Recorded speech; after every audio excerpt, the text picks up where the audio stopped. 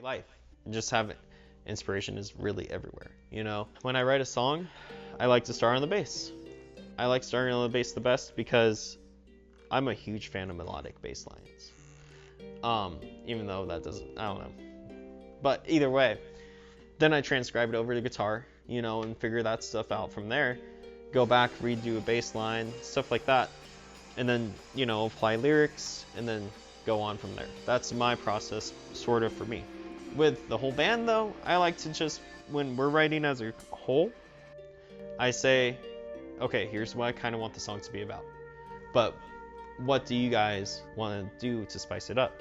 I'll ask them, what do you want the lyrics to obtain? What do you want the instrumentalization to sound like? And things like that. So we all work together because I want to make sure everybody's happy.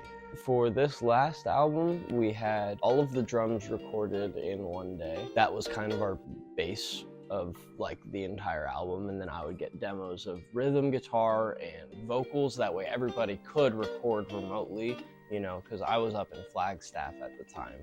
It's a lot of just sending audio files back and forth. I think when we make the songs, when we write them, my creative, like what I put in, just helping to stabilize the rhythm, the background more, not just the drums and the bass, but like rhythm guitar, and following that part and Brandon's vocals and listening for different changes and cues. I either hear a melody as I'm playing, or I just kind of start messing around. No, I wait till something comes up, I'll write it down. I'm at my most creative though when I'm working with other people, which is my favorite part. I feel like when someone else is there, you're able to bounce ideas off of each other so much faster. And it just leads to something that neither of you could have predicted, and that's kind of my favorite process. One of the guys will come up with something and they're just like, hey, here's this awesome riff, and then it's just play something to it, Sometimes we can take it home and sometimes we don't. And we're just like, hey, I know how to drum, I think, and if it sounds bad, then hey, you just do what you gotta do. Or the second method is, we will actually just sit there and talk about it. Either I will present something, or we will jam it out, or sometimes during sets on actual shows, we've liked things that we did for like testing stuff, and we're just like, that was recorded, right? Like, let's look back at that and take a look at that shit, because that was pretty good. So it's a combination of so many different factors where, I come in and either have something already made, I'm just following along with them, we talk it out, we jam something, and yeah. For marketing and merch, we just really we came up with the whole frog idea. We like frogs. And when we became Goggles, I was thinking about this, and how are we going to market ourselves? What's going to make people grab their attention? What's going to grab people's attention? I thought of the fact that cereal brands make mascots on the cereal box looking directly into the eyes of your kid, so that way that your kid is like, Mom, I want Cap'n Crunch. So it's just an automatic effect, It's consumerism at its finest, and this is a huge inspiration for me too. Joe Camel. I saw how Camel marketed themselves all throughout 70s, 80s, 90s, along with the cereal boxes. And I was like, that's genius. So I was like, Goggles, Froggles. Marketing is something I think about every single day. So I've been trying to brainstorm other ways. And what I've been finding most successful is find other people, go to shows, find other artists, and just have conversations, talk about music. Because if they're making music and playing music, they love talking about it. And eventually, you'll find a spot in the conversation to bring up your name. They're like, oh, cool. You exchange social media, you show them your Spotify, Apple Music, whatever. And then you find a real fan. We do have merchandise from time to time. It is expensive to make, and also I feel like it sells slow, so to actually make money back on that way we can put money back into merchandising. It's a slow process. We got stickers, we got buttons, we have a ton of stickers, and some of our stickers are inspired by memes, such as the muscular top hat frog meme from the whiteboard of that house meme, 2020, whatever, So there's that, but then we got some creative ones, like we got a frog with his tongue hanging out with a pair of goggles on, and he's looking crazy, So it's a lot of good stuff. And then we got some logo ones. We got a donut, you know, it's awesome. I hate the state of content on social media. I hate the stupid TikToks and the unrelated jokes and the viral memes. I mean, I like watching them. I like doom scrolling as much as the next guy, but it's not what I like to do as a producer to promote my music. So yeah, back then, I mean, I've only been making music a short amount of time, but before TikTok, you know, you had the radio, you had magazines, you had, you know, more conventional sources. You had people looking for music, and there was people who would find it, then they would, you know, put you on a pedestal for a little bit, you would get your 15 minutes of fame, and hopefully, you know, then higher ups would see you, you would get record deals from that. You know, it was a much more straightforward pipeline. And even in the underground scene, you would discover bands by just going out to shows. So every time you went out, you would see, you know, some new opener, some local band that nobody's ever heard of, but they would sound sick.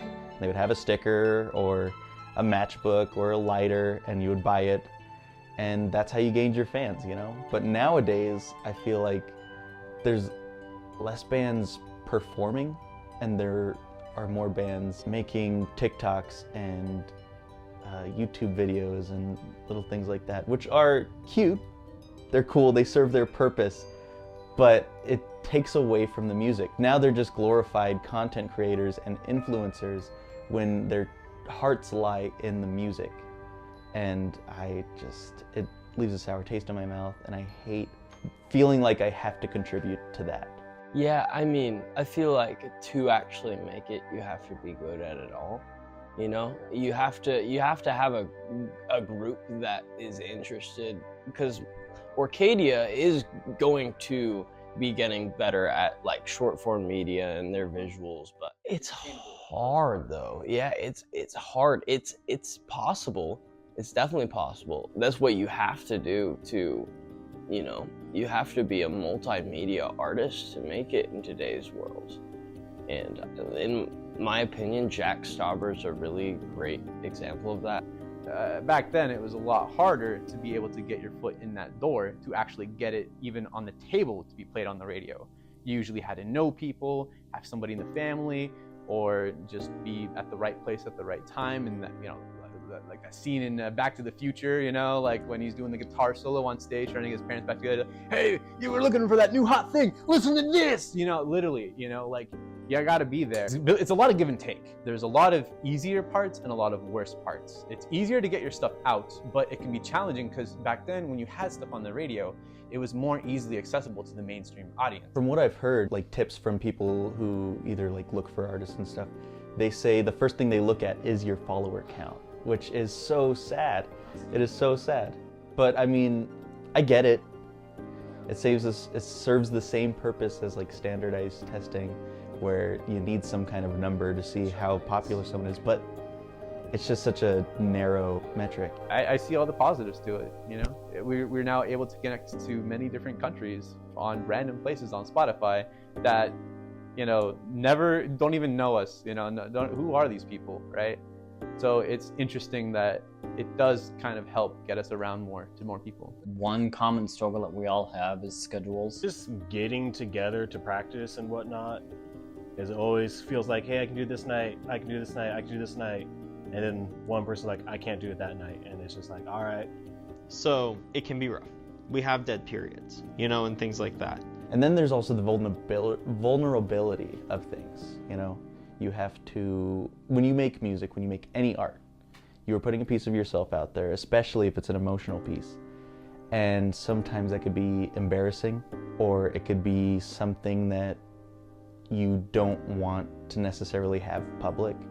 And so that's something kind of I always struggle with, is I feel sometimes my music is a bit lacking in the personal sense because I'm scared to put my identity into it.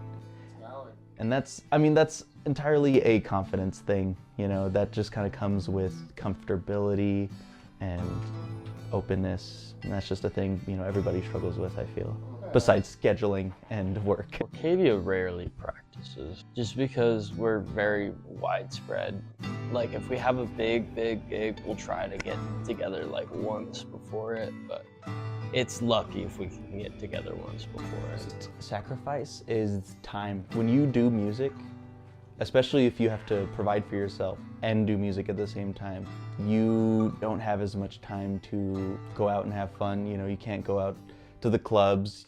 You can go out to shows, but that's almost like, you know, it's a business trip more than going out to enjoy the music.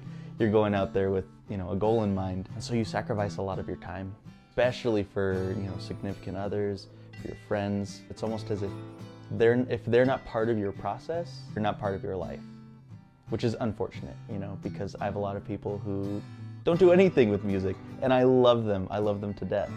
But it's hard for me to find time for them and the thing I love to do. You know, that's just work-life balance. That's just life. Time is a huge thing. I had to bounce, I still bounce, you know. I'm in between theater, I'm in between other work, I have dance shows to do, I'm all over the place. I have my own personal projects, you know, I work with digital art, you know, other things, you know, I have lofty ambitions to make books and write comics, and, you know, I've already started a lot of that with some of my other friends, have a whole team already assembled for that. It's all over the place, and it's really just, you gotta have time, you know, and time for yourself too. You're gonna make sacrifices, you know, like in order to do a lot of the things that I've done, I've had to cut video games, I've had to cut anime, I've had to cut friendships, I've had to cut, you know, a lot of things, and that's the harsh reality that nobody really wants to talk about. Is if you want to do these things and you want to be successful at it, you may have to come to a point where you're gonna have to let down some things, and that's just life. We only have 24 hours. We don't have any more than that. What drives me to create? I have no idea. I don't even know what gets me out of bed in the morning. I mean, I have to create, you know? It's kind of like that. It's kind of like living, breathing. I have to create with eating, sleeping. It's just a normal part of my life. It is the only reason for me to wake up, to go to work, you know? This is all for everybody. This is not for us. We don't play for any selfish means, and we don't do anything out of any, you know, no selfish reason at all. We play because people. We play because of you. You know, that's definitely the big thing that I've always wanted to channel through music, that the listener and the viewer is what matters the most to me, and I just want to make sure that I keep making stuff that people like.